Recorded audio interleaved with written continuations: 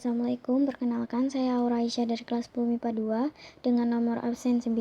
Pada kesempatan kali ini saya akan membahas terkait ancaman di bidang IPO-Lexos-Budhankam. Berikut penjelasannya. Ancaman integrasi nasional di bidang IPO-Lexos-Budhankam atau yang biasa disebut ideologi, politik, ekonomi, sosial, budaya, dan pertahanan keamanan. Ancaman adalah setiap usaha dan kegiatan, baik dari dalam negeri maupun luar negeri, yang dinilai membahayakan kedaulatan negara, keutuhan wilayah negara, dan keselamatan segenap bangsa. Ancaman non-militer atau nirmiliter memiliki karakteristik yang berbeda dengan ancaman militer, yaitu tidak bersifat fisik serta bentuknya tidak terlihat seperti ancaman militer.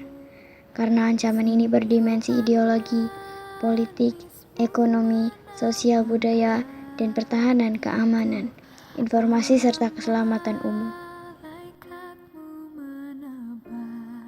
Yang pertama yaitu ancaman di bidang ideologi.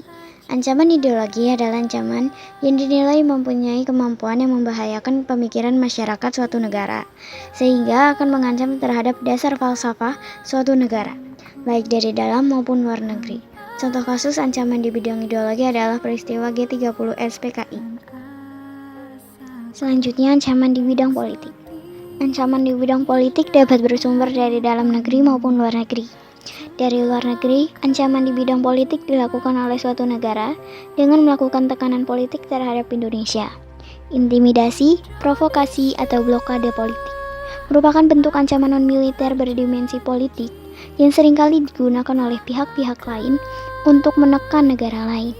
Ancaman yang berdimensi politik yang bersumber dari dalam negeri dapat berupa penggunaan kekuatan berupa pengerahan massa untuk menumbangkan suatu pemerintahan yang berkuasa atau menggalang kekuatan politik untuk melemahkan kekuatan pemerintah.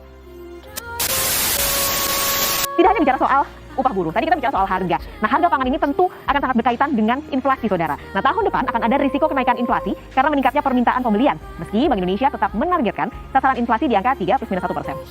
Yang ketiga ada ancaman di bidang ekonomi. Ancaman terhadap ekonomi adalah setiap usaha dan kegiatan baik dari luar maupun dari dalam negeri yang dinilai dapat mengancam dan membahayakan keamanan finansial serta pertumbuhan ekonomi nasional bangsa Indonesia. Adapun cara mengatasinya adalah yang pertama, memberikan lowongan dan lapangan kerja kepada masyarakat, dan yang kedua, membuat produk sendiri yang lebih berkualitas dari produk asing. Pemirsa, Indonesia dan bangsa-bangsa lain sedang masuk dalam era globalisasi. Di era ini apa saja bisa terjadi, termasuk pergeseran budaya. Banyak perubahan yang dirasakan oleh masyarakat. Pergeseran budaya juga mempengaruhi psikologis masyarakat. Yang keempat yaitu ancaman di bidang sosial budaya. Ancaman di bidang sosial budaya adalah ancaman yang berasal dari luar negeri dan dalam negeri dan bersifat merusak serta mengancam keberadaan sosial dan budaya di dalam suatu negara. Adapun contohnya yaitu generasi muda cenderung lebih memilih mengetahui dan mencintai budaya asing daripada budaya sendiri. Cara mengatasinya yaitu yang pertama, melakukan persaingan terhadap budaya yang masuk di Indonesia, dan yang kedua, senantiasa mencintai budaya sendiri namun tidak membanding-bandingkan dengan budaya lain. Yang kelima atau yang terakhir yaitu ancaman di bidang pertahanan dan keamanan. Ancaman militer adalah ancaman yang menggunakan kekuatan bersenjata dan terorganisasi yang dinilai mampu membahayakan kedaulatan negara. Adapun contohnya dalam negeri, yaitu adanya perang antar suku, terorisme, dan pemberontakan. Dan contoh dari luar negeri yaitu agresi militer dan spionase. Adapun cara mengatasinya antara lain, yang pertama meningkatkan keamanan, dan yang kedua mengajak masyarakat untuk berkomunikasi atau bersosialisasi tentang pentingnya peningkatan keamanan.